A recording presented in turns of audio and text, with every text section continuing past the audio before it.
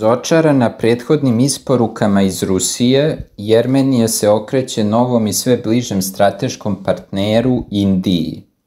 Nakon što je Pakistan sklopio ugovor vredan 4,6 milijardi dolara sa Azerbejdžanom za prodaju 40 borbenih aviona J-17 Thunder, Jerevan priprema sopstveni odgovor, nabavku moćnih lovaca indijske proizvodnje Su-30 MKI. Jermenska ratna avijacija trenutno raspolaže sa svega 10 do 15 starih sovjetskih jurišnika Su-25 Frogfoot, što jasno ukazuje na potrebu za modernizacijom i uvođenjem savremene borbene platforme. Još 2019. godine Jermenija je kupila 4 ruska Su-30 SM, ali Moskva nikada nije isporučila prateći arsenal vođenog naoružanja, zbog čega ovi avioni faktički nikada nisu bili potpuno operativni.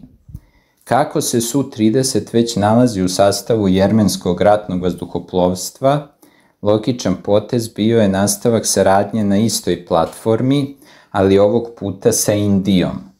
Krajem 2024. godine Jerevan je započeo pregovore sa indijskom kompanijom HAL o kupovini dodatnih 8 do 12 aviona u varijanti Su-30 MKI.